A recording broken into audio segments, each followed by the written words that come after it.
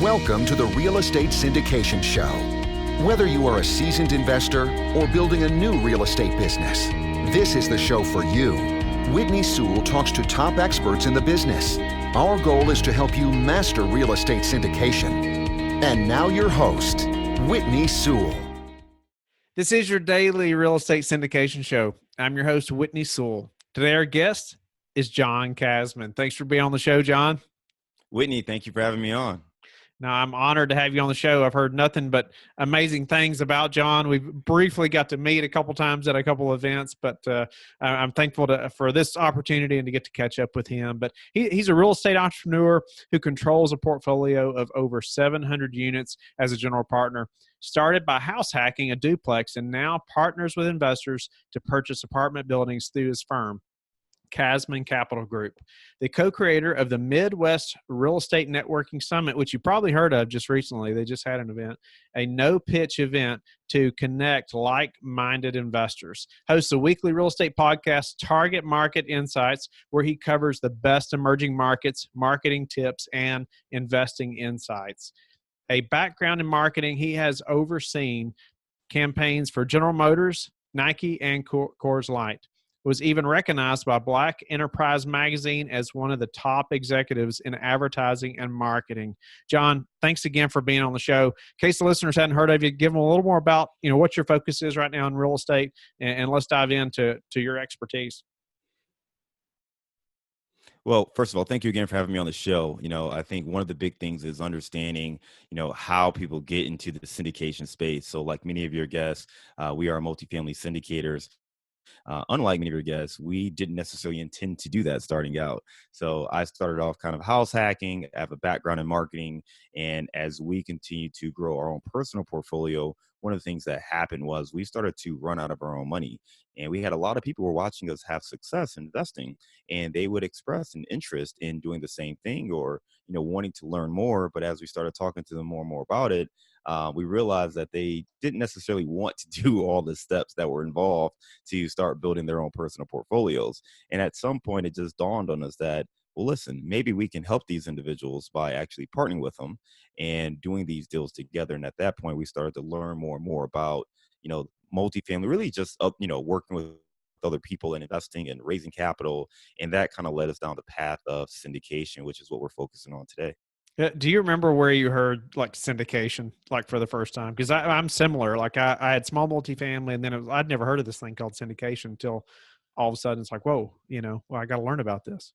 Yeah, it must have been on the podcast or something like that. And it was a thing where it's like, what? Huh? What is this thing? And, it still felt like kind of a myth, it didn't really feel like a real thing. And what really helped me was to stop thinking about it as, this massive, thing that was unattainable, and really just to chop it down and say, listen, if you partner with other people, let's just say, Whitney, you might have $100,000. I've got $100,000 and another person has $100,000.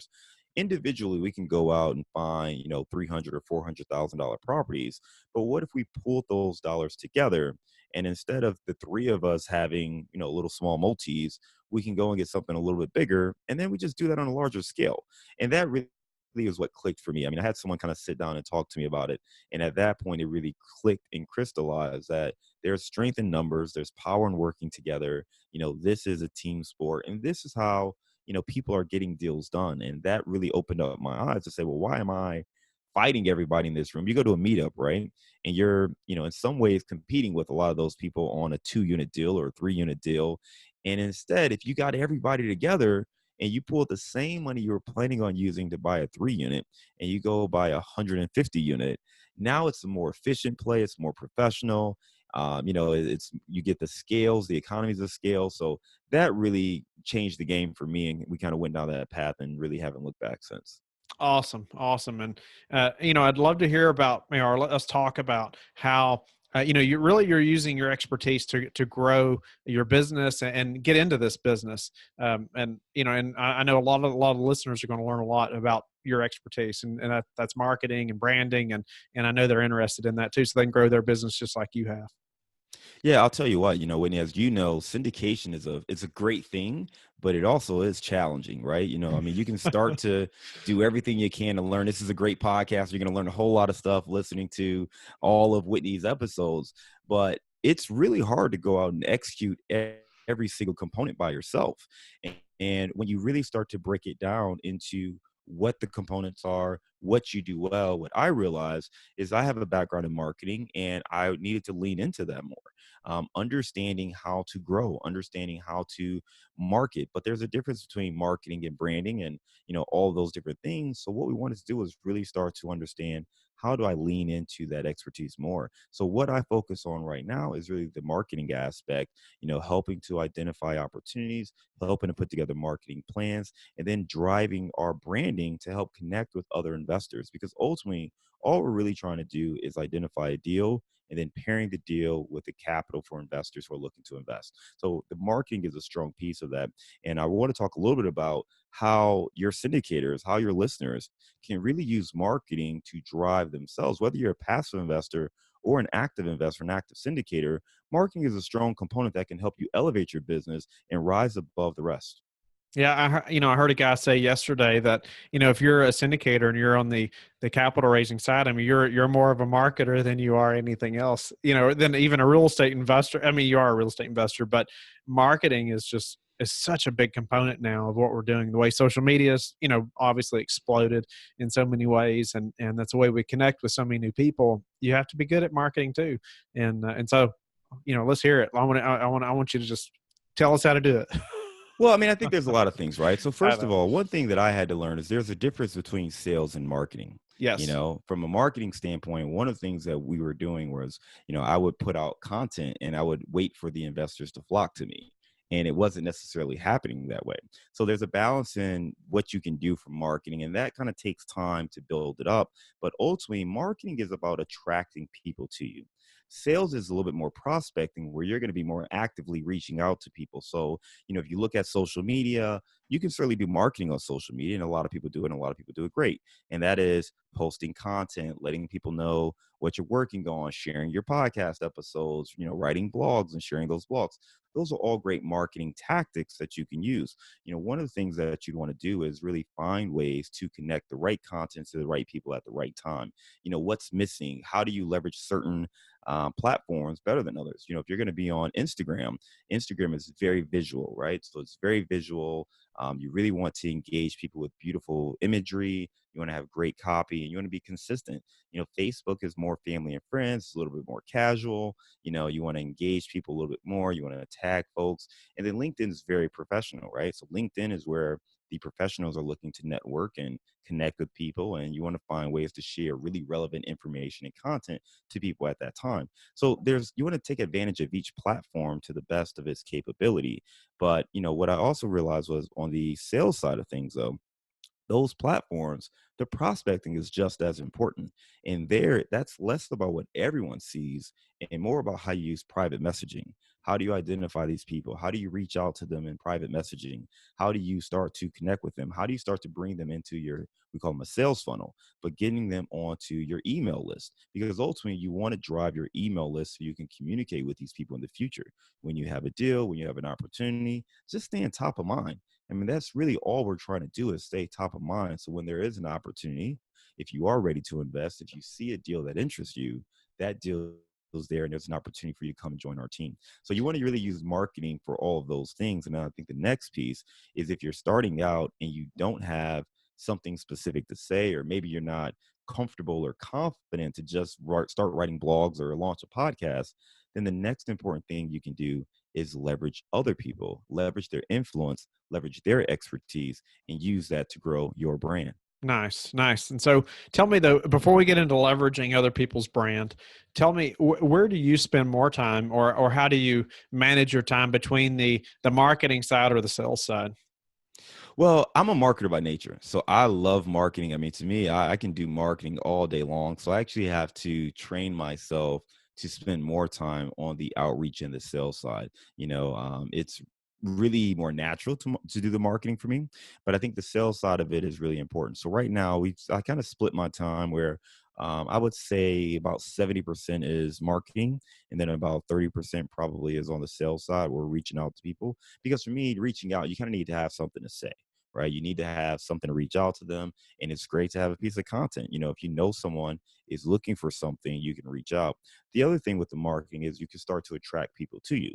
And once you do that, once people are sending you friend requests or sending you, LinkedIn connections, part of what you can do is ask them, well, hey, thanks for reaching out. What inspired you to connect with me? Or what was it about my resume or bio that piqued your interest? And then you can understand, are they someone who's looking to invest? Are they somebody who is getting started, or what exactly they're trying to do? You can kind of build from there, and I think part of what you want to do is focus on getting to know people, right? It's really about getting to know someone. I know Dan was on your show not that long ago, and he talked about that triad, right, of knowing, trusting, or knowing, liking, and trusting.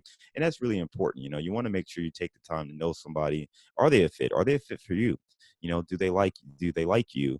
And do they trust you? So you want to take the time to get to know them. So I think you want to take all those things, and the marketing allows you to do a lot of that heavy lifting while you're asleep or doing something else, because they can always come to your website or listen to your podcast or check out your blog, and they can do a lot of that stuff while you're not present. So by the time they reach out and they are ready to talk to you, they've already kind of gotten to know you a little bit.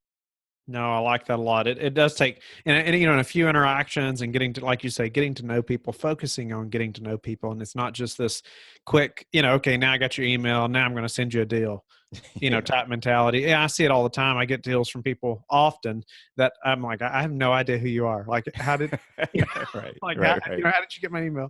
Right. And I wonder, like, how did you get my email? Anyway. And so, but there's no relationship, right? I have no idea who they are.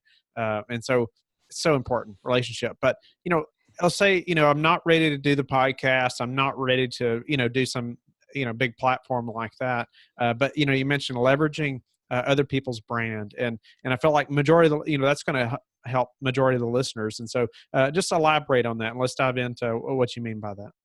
Well, I think there are a couple of ways, right? And it depends on what you ultimately want to achieve. But, when you look at what brands do, think about, some of the major soft drink brands or any major marketer. A lot of times they'll have sponsorships, or they will have celebrity endorsements, or they'll have other things where they're running their ads on. And the reason they do this is because they know a consumer likes celebrity X, or they love sports, or they love whatever, and they want their product to be affiliated with that. So the theory is, if you like X and we're close to to X, then you will like us as well, right? So it starts to rub off on you. And it's the same thing. That's the reason why these brands spend a ton of money on these celebrity endorsements. The Beyoncé's, whoever you want to talk about in the world, the Taylor Swifts. The reason they get paid a lot of money for these brand commercials, these brand partnerships, is because the brands know that if consumers see that celebrity, even though they know it's paid, if the consumers see that celebrity with their brand, consumers will have a better feeling about their brand. So that is the notion. Influencers, think about social media influencers, people who have built their following, built a reputation off of drawing an audience. It's the same thing. It's about leveraging influence. So if you don't want to, go that far, you don't have to, but it depends on what you're trying to accomplish. So for us, when it comes to raising capital, if that's something that you're doing for a deal, part of what you have to do is say, okay, well, what are the barriers that people are going to have? And if you don't have the experience, then what you have to do is you have to leverage someone who does have that experience. Now, that can be a mentor, that could be a property management company, or that could be another syndicator. And you can partner with them, right? The other thing you can do, which you do with the podcast, I do with my podcast, I do it with meetups, I do it with the conference, is I'm a big proponent of creating value and sharing all of that knowledge at any moment in time. And when you do these different events, you do the podcast and you're creating value, where every time I have a conversation with someone, there's a share of value. So Whitney, by you allowing me to come on your show, there's a little bit of exchange of value. We add credibility to each other on the show, right? You Yes. do a daily podcast. Everyone who comes on your show, there's a little bit of an exchange of credibility. So your credibility increases dramatically with every single, interview that you do. You host a meetup, same thing. You do a conference, same thing. So it really is about leveraging the influence of others, because at some point, if you're able to convince 250 people to come on your podcast and speak to you, you have to be good enough to at least convince 250 people to come on your show. Now, that doesn't mean that you are the end-all syndicator of all things, but there is absolutely a basic level of knowledge that is assumed to be true just because you have the track record of showing how many guests have come on the podcast, right? It's reasonably assumable that you know a thing or two about multifamily syndication simply based on hosting a podcast that has attracted over 250 guests. So that's really where the influence comes into play. And you get to take that now, and obviously you'll learn and you build and you grow off of that. And that's a great way to build brands. And by the way, this is not limited to multifamily. This is how big brands do it all day long. This is why Sprite has a deal with LeBron James. And I don't care how established you are, you're always trying to stay relevant.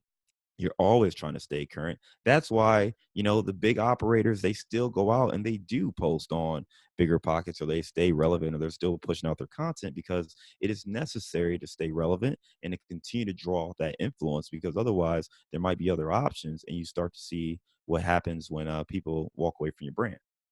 Nice. No, I can't agree more. Just leveraging other people's brand, and then doing a podcast. And I even say, even if you're doing a blog, you can interview people and do a it doesn't have to be something as big as a podcast.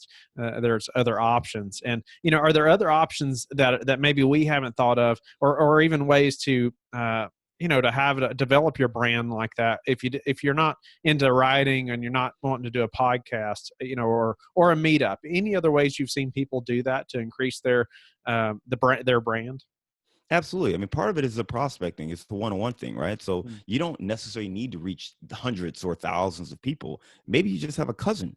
Maybe you have an uncle that you want to talk to. Well, when you go talk to your uncle, it's better to have something that you can show them. So, hey, I'm partnering with this guy, or I've done this deal, or I've invested with this guy. So you're still leveraging that other person, or you're leveraging a property manager. So let's assume you don't want to do any marketing, but you have a deal and you're going to hire a third-party property management company. But one question everyone's going to have is, well, what's their experience, right? So Yep. you're leveraging their experience. You're leveraging what they've done. If you're getting a loan from the bank, if you're getting a Fannie Mae or Freddie Mac loan, well, they have to underwrite it. So if they underwrote the deal and they think it's a good deal, and they're willing to give you 70 to 80% of the loan to do the deal, that's another way that you can leverage. So ultimately, leveraging is all about the influence of other people, the other stakeholders, and what they say. In anything that you're doing, there are going to be other people that are going to provide an opinion, and that's going to make people feel either more comfortable or less comfortable with the deal that you're trying to do. Awesome. And to have an event like you've had, I mean, you've had to be able to develop a really good personal brand, and attract that many people. What's been the maybe the top couple of things that you did to develop your brand to that point? I mean, to be able to attract people to to travel and to come to an event, that's a big deal. So how did you develop your brand to that level? I mean, maybe a couple key things that worked for you. Yeah, I mean, I think one thing is having some key principles. So for me, it's always about providing maximum value. We don't do a sales pitch, so you mentioned it, but it's a no sales pitch event. I don't sell anything at our events, and I try to make sure it's focused on the education piece and networking. We intentionally called it a networking event because I think that there are a lot of ways that you can learn, but this business is all about your network. And if you want to really grow, you have to have the right people in your corner and in your Rolodex, if anybody still has Rolodex, but at least in your contact list that you can call on given anything. So I think part of it is having the right brand proposition. We're about education. We're about helping other people along the way, no matter where you're at in your journey. We're happy to help you go from wherever you're at today to the next step to get to where you're trying to get to, right? So I think that's the first part of it. And then delivering, whenever you get an opportunity, deliver to the best of your ability. Sometimes you may not be able to do everything as you had hoped, but you do your best. You follow up, you stay consistent, you communicate, be a person who's easy to work with. That's something that I try to pride myself on, is thinking about how do I make life easy for the other person? How do we create a win-win scenario for everybody? And how do we make this situation work? So just trying to be a person who thinks of others and builds the connections that people are looking for. Nice. So you're obviously doing that, and tell us. So I'd like to hammer on the marketing piece a little bit more too, since Yeah. it's your expertise, and I'd love to get a few tips for helping grow our brand, and just on the marketing side, and whether social media or not, but just some key things that we can start doing today to increase our brand. Well, I would say, depending on where you're at in the journey, the first thing you want to do is, if you are a syndicator, if you're going to be somebody who's putting deals together and trying to bring investors together, you have to have your email list, right? So you have to have your list. Who are you going to reach out to, when you have a deal? I started with kind of just MailChimp. And what I realized is I'd meet a whole lot of people and I wouldn't necessarily have the details, or I wouldn't remember where I met people from. So I created a whole CRM system. So Pipedrive is a system I use. There are a lot of different CRM systems. So I would say start with your email list. That's where you want to focus. You want to have a CRM system that helps you to identify and stay connected with these individuals and follow up, right? So that's kind of the sales plus marketing. You have these people. Well, when have you talked to them last? So it's great to send them a monthly newsletter or weekly newsletter, but make sure you're communicating with these individuals as frequently as you can. So I'd say start there, and then think about, how do you provide value? Always look to provide value. Just because it's important to you does not mean it's important to them. So it's great. I love pushing out my podcast. Everybody doesn't want to necessarily hear about my podcast, right? Probably same to you, even though they should. So what we have to do is think like they would think. If you're talking to a busy professional, what kind of information are they really looking for? I had one of my investors tell me the other day that, hey, John, that's great, but what I really am focused on is my daughter and college. So if you can, when you talk to me about how investments are going to help me send my daughter to college, that's what inspires me, not you telling me about an 8% pref return. And I'm like, got it. That makes sense. We have to make sure we're thinking about that user, that consumer, right? Our partners, our investors, what are they looking for, and thinking about it from their lens. So that's the other thing that we can do. And then I would say on social, just keep it simple. Figure out what it is you like and do that. You don't have to try to be on all platforms at all times if you're not really ready for that. But if there's a platform you like, just find ways to reach out to people. If you're looking to grow your investor database, you don't have to come on some crazy witty blog, but you can take 5 people and just reach out to 5 people through the inbox, even if you haven't talked to them in forever, and just say, hey, listen, Jimmy was just thinking about you. I'm investing in these real estate deals, and I'm looking to talk to some other folks who might have interest. Not sure if you're interested, but maybe you know someone who is. Do you have 5 minutes? Would love to hop on a quick call.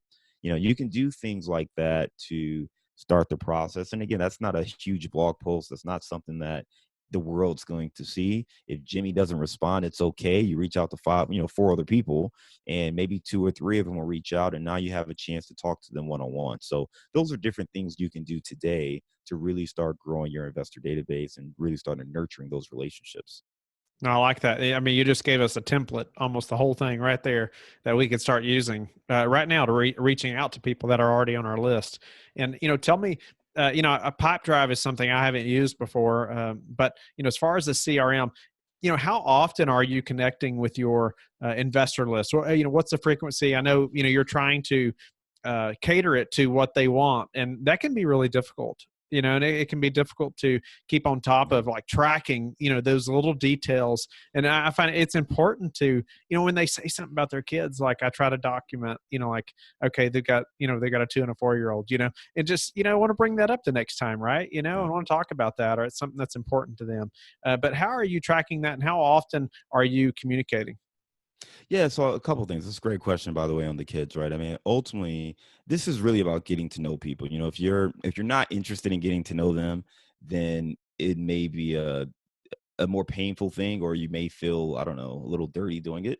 But you really should be genuinely interested in it. If not, then maybe you should think of other avenues of investing, or maybe focusing on underwriting or something else. But if you're a people person, you do want to get to know them, because you're entering into a long-term relationship with these people doing That's these right. deals. I mean, these are not 3-month flips. These are multi-year deals. So you definitely want to get to know them and understand what's happening in their lives and the different factors that may impact their investing decisions, right? So as far as how often we reach out to people, we do a couple of things. So we have our monthly newsletter that we do. I have different lists, by the way, so I segment my list. So I have folks who've expressed an interest in investing. So that's kind of my targeted list, and I reach out to those individuals more frequently. When I have a deal, they get everyone gets the email, but I actually follow up with them, or I'll reach out and I will kind of pre-screen and say, hey, look, I'm looking at this deal. Here's the general context. You mentioned that you'd have interest in a deal like this. Would you like to see the investor memorandum? So I'll reach out to those individuals we have deals, or I'll give them an update. Hey, we're still looking, or we have something coming down the pipeline. So I'll do that probably every few weeks. They're going to get a monthly email from me. I probably reach out maybe one other time a month. So at least twice a month, they're getting some sort of correspondence from me. And like I said, if there is something that I know is hot and they fit the criteria, then I'll do a text or a phone call or something specific. And then I try to reach out quarterly to everybody as well. So if I haven't talked to them live, I'll try to reach out maybe quarterly. And again, that could be a quick email, that could be a text, that could be a phone call. And then outside of that, because we host our monthly meetup, I see a lot of people at the meetup. We reach out to everyone else who's on the list or just kind of in the database. So they get the monthly newsletter and that's it. But everyone, when we get deals or we have moments where we close on a deal, then you start to see more people engage. Also take a look at who's engaging with us. So if I send out a newsletter, who's opening the newsletter, who's not opening the newsletter, who hasn't opened a newsletter in 4 months. And at that point, I may reach out to those folks and say, hey, Jimmy, I just want to see if you're still interested in receiving these.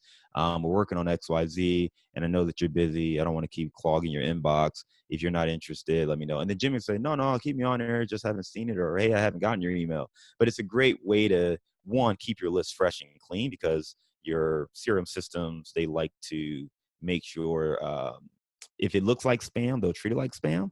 So if people aren't opening your email, then less people will start getting your email, even the people who are opening your email, if that makes any sense. So you want to clean those up as well, and just kind of going through that. But we try to just make sure we're reaching out to them frequently, staying top of mind, and making sure when we do have deals, they're ready, they're primed, and we're reaching out with any information there. That's some great advice right there. And I haven't heard anybody say that yet about, looking at your CRM and seeing who hasn't opened, and that it gives you a good reason to reach out, just like you just said. And, you're following up, you're making sure that they're receiving them, and just gives you an opportunity to have another conversation, build that relationship. Absolutely. Absolutely. And you don't have to do it via email either. I mean, if you know them on Facebook, you can reach out on Facebook, and gives you a reason to connect. So, you can figure out where the opening is and engage and take it from there. But yeah, there's a lot of ways to nurture that database. John, what's been the hardest part of this syndication business or process for you? I think the hardest part, obviously, for me was trying to do it all myself. One of the biggest lessons I learned was this really is a team sport, and trying to find the deal, underwrite the deal, get the deal under contract, operate the deal.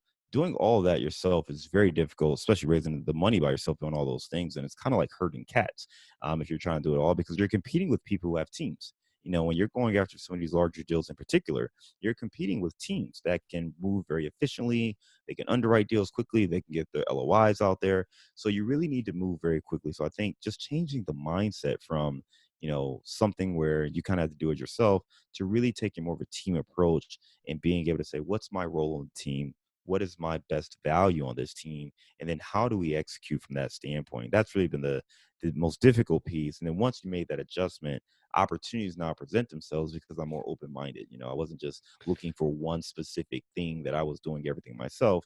We now have opened ourselves up to say, how do I add value to other people? I couldn't agree more. I was going to say it's really as much mindset shift as anything, just being willing to partner with other people, not feeling like, you're going to keep all this to yourself, but realizing once you partner, I mean, it just opens up so many other opportunities that you didn't even know were there. But John, what's a way that you've recently improved your business that we could all apply to ours? Well, I changed out my I had an assistant. I had a VA, and I just swapped out for another assistant, and she's amazing, and it helps. And what I would say is, if you have someone on your team or just a task that you're doing, and you realize that it's a drag or it's holding your business up, make the move. Make the move. Sometimes, especially as entrepreneurs, we're looking at the money and we're looking at the investment and all those things. But, it's really about building something long term. And by getting the right people in the right jobs, you're going to be able to grow much quicker than if you're trying to do everything yourself. And just doing that gave me someone else to talk more strategy with and bouncing high level ideas with on, well, what's missing, starting to track, analytics, looking at our website traffic, looking at our, our podcast downloads, looking at our event attendance, and looking at all of those things, getting feedback from the folks who are consuming this content, understanding what's missing, what are you not getting, what would have made you stay longer, what would have made you listen to more episodes, right? And just really thinking about how to grow and drive your business that way, bringing on someone else who is good to do the job that you're looking for, but also has the ability to help you ideate and think strategically. That's been a huge bonus for us. And I think that we're starting to see some dividends in our business.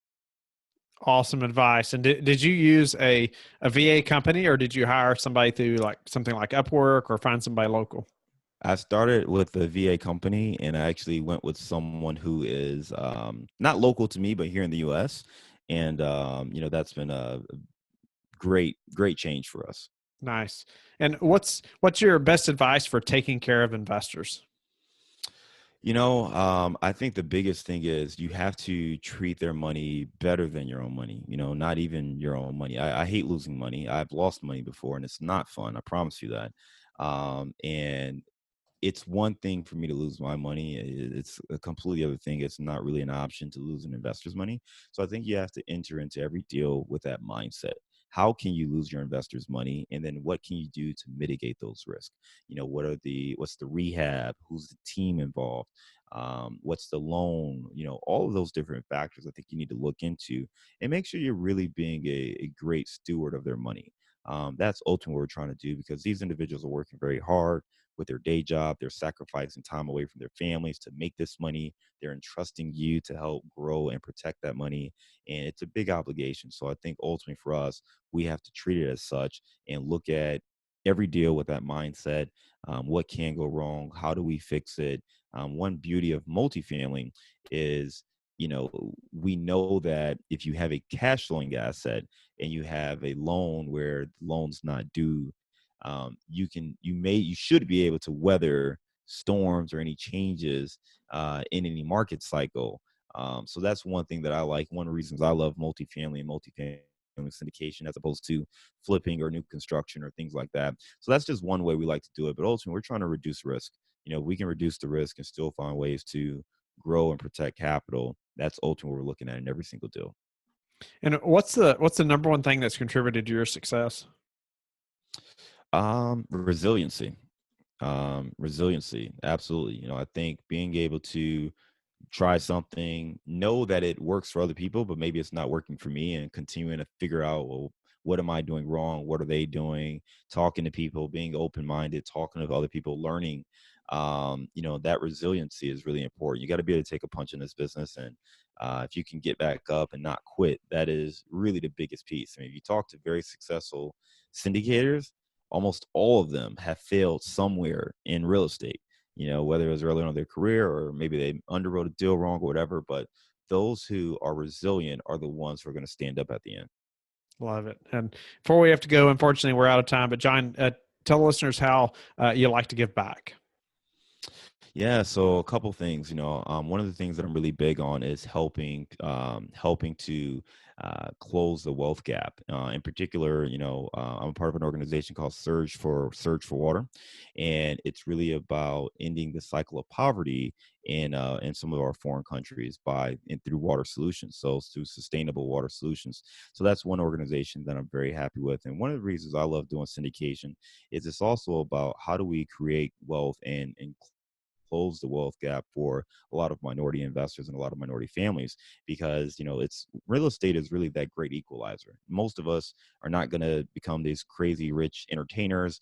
Most of us probably are not the next Steve Jobs. We're not going to come with the next great app, but most of us can actually invest in real estate and use that as a means to grow our family's income, grow our own wealth, and find ways to create a legacy. And I think just teaching other folks about what we're doing and telling them about how they can invest in real estate is one of the ways we're looking to help other people continue to grow. And anything we can do looking at money and how to use money for good to help with things that you really care about, that's something that we're passionate about educating other people around. Nice. John, thank you for sharing that. And I really appreciate your time. I'm so grateful for you being on the show. And I know you shared a lot of valuable tips with me, and I know the listeners as well. But tell them how they can get in touch with you, learn more about you, and share a little about your conference where they can learn about that as well. Yeah, absolutely. So you can check me out at Target Market Insights. That's our podcast. Whitney's going to be on an upcoming episode. So we get targetmarketinsights.com.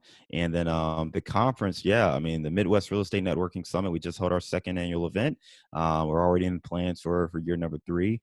But if you go to MidwestRESummit.com, we'll have information there. We have videos from this year's event. We had a ton of great speakers from Neil Bawa, Kathy Fettke, Matt Faircloth, Ivan Barrett, so many great speakers, Sterling White. We had a lot of great speakers at the event, over 30 speakers sharing their best tips and secrets. So if you want to check out the videos from that event, you can go to the website MidwestRESummit.com. And then you can also email me. Just go to john@casmoncapital.com. Shoot me an email, and I would love to talk. Awesome. Thank you so much, John. Thanks for sharing that and making a way for people to personally get in touch with you and learn about your awesome conference. All those speakers have been on the podcast, so I know it was great.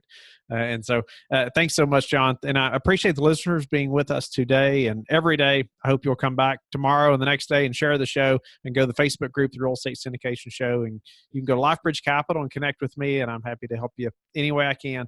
And we will talk to each of you tomorrow. Thank you for listening to the Real Estate Syndication Show, brought to you by LifeBridge Capital.